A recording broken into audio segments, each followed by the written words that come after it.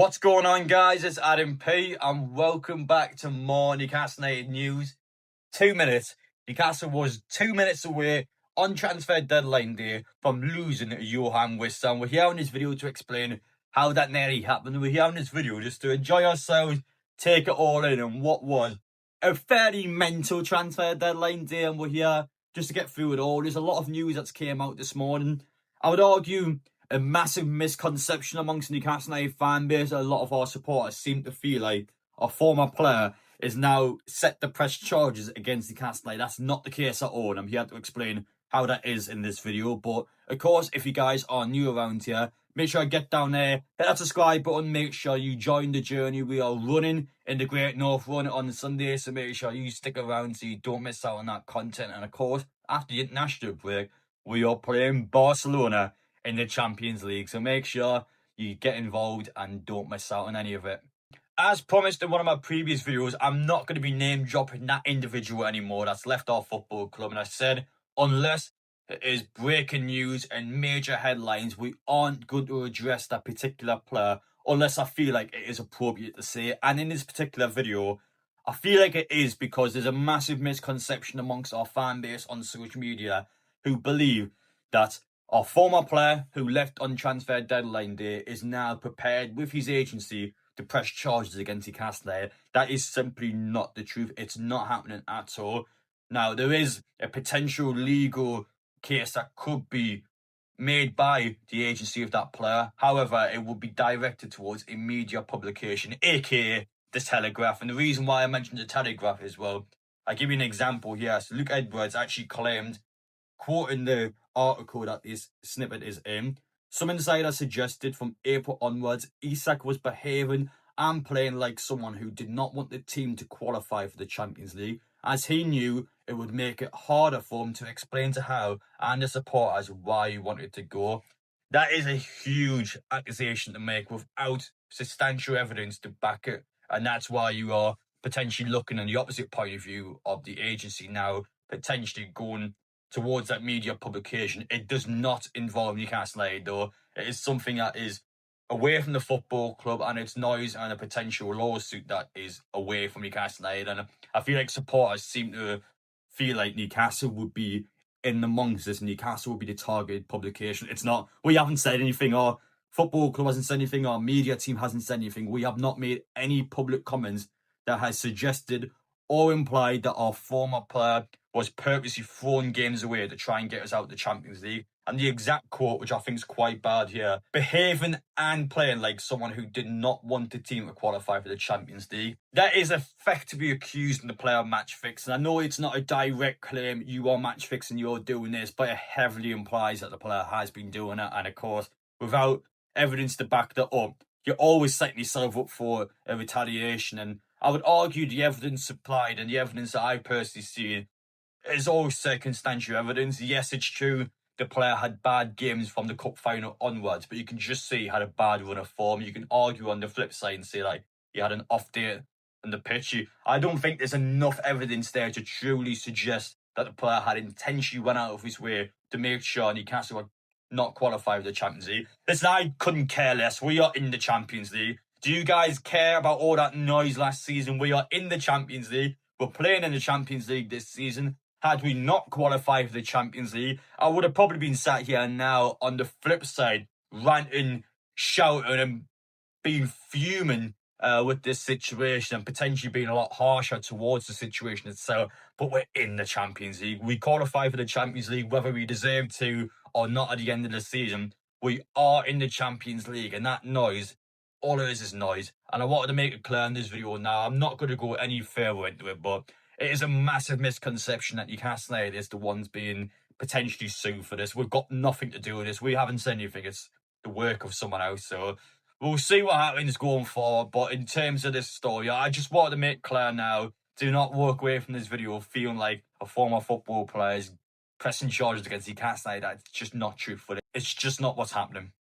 And as for Yoane Wissa, Craig Hope just before has actually posted on his Twitter going into detail about how Newcastle was less than 2 minutes away on transfer deadline day from losing out of signing Yoane Wissa. You're talking a nightmare scenario. just saw our record-breaking striker, and we were less than 2 minutes away, by the way, already from an extended period. So Newcastle had until 7 p.m. originally to complete the deal. We've asked the Premier League extend it so we can sort it out. So the extension was then pushed to 9 p.m. 8:58 p.m. Documents which Newcastle had not had Yoane Wissa signed were not signed, which means that if you hit 9 p.m. and those documents weren't signed, he is going back to Brentford, and despite all the hard work he has done on the day and the night before, travelling 250 miles through the pitch black just so he could be in Newcastle on the morning of transfer deadline day in case Brentford were able to secure that payment, which they did. That close from actually losing out on Yoane Wissa, and the reason why it was described to you from Craig Hope, there was still one more document you had to sign. It was 8:58 p.m. The extended deadline for submitted paperwork to the Premier League was 9 p.m. For Wissa, time stood still. He was still a Brentford player. The document was on a mobile phone. He scratched his signature on the screen. His representative, who had sprinted for his life to find the striker, quickly explained the gravity of the situation. Meanwhile, the club's administration team uploaded the document and it was sent to the Premier League. Wissa was nearly in tears. His lawyer, representatives and staff were, it is said, effing nervous. Hearts raced and limbs trembled. Brentford Chiefs in West London were just as panicked. They wanted their £50 million. 8:59, the email was sent. The automatic response of the Premier League recorded. It was received. Yoane Wissa is now a Newcastle United player. He celebrated like he won the Champions League, said one of those present. A few moments later, an oblivious Eddie Howe then FaceTimed the player, not being aware of the situation.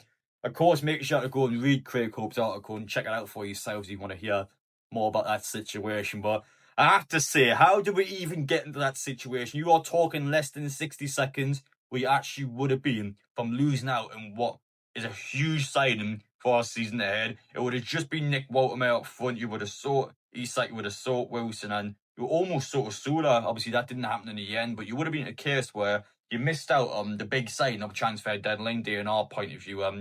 How he got to a stage where the player's actually in tears, where the player is panicking, oh no, I need to get this signed so I can be a Newcastle player, and how the representatives of the player missed out quite important documents. Like, I don't know how, as a representative or as someone that's, you know, a part of the player and a part of the football club, how that doesn't get signed off. Like, it's easy for me to make a mistake now making a YouTube video, or you guys watch it because we aren't qualified to do the job they're doing, but how someone who's probably done multiple signings before, how representatives missed out such a key piece of document is just crazy. It honestly is crazy. And the fact you've got to a situation where you're talking a mere minute away from losing Yoane Wissa and the guy needing to then go back home to Brentford, it is a bit of a shambles. I don't know how you get to that stage. However, I'm not going to whinge too much. We've got it done in the end. If we hadn't got it done, of course, again, I would have had a different opinion on that.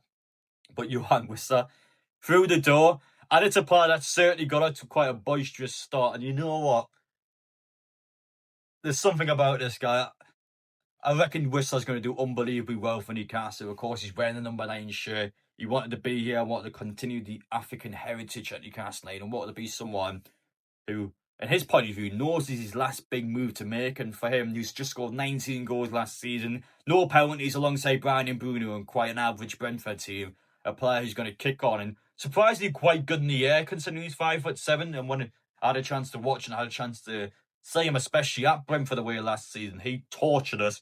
He cooked us a new one. We were horrendous around the end of November, start of December time when down at Brentford. I just remember being tortured by him and Bruno. It was a horrific day for us, but my word, he's a good football player. And I feel like all this stuff that's been going on with him, it's been such a crazy transfer saga where it's just been up and down, up and down, up and down. And the fact that even when he's through the door and he's done all his medical and everything media-wise, he's still nearly lost the player. I just feel like all this is just going to set him up to succeed this season. I just reckon he'll take this team alight and he'll just start to kick it on and score a lot of goals for Newcastle. It's almost like he has a point to prove in his point of view, you know.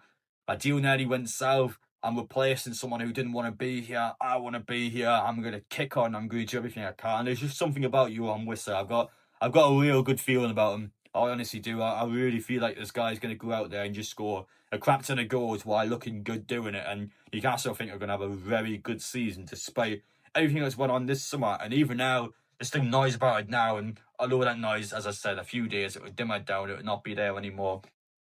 I want to direct this video to a bit more positive noise because, well, of course, the situation with Wissa wasn't positive. The positive part is he's here. The deal didn't go south. We didn't lose the deal. He is here now, and he is a Newcastle United player. So the positive being, this guy is here, and this guy is going to play for us this season. And this guy is going to be the one that's going to take this team forward and be the experienced striker out of the pair. And I can't wait to see how he does. I honestly can't wait. And I wanted in this video just to remind you all and to show you all from Craig Hope how that deal was mental and how that deal still nearly went against Newcastle. But in the end, sigh of relief, we got it done. He's here to stay and he's here to kick on for Newcastle. And some breaking Newcastle United news just after I've started to put everything away from editing this video.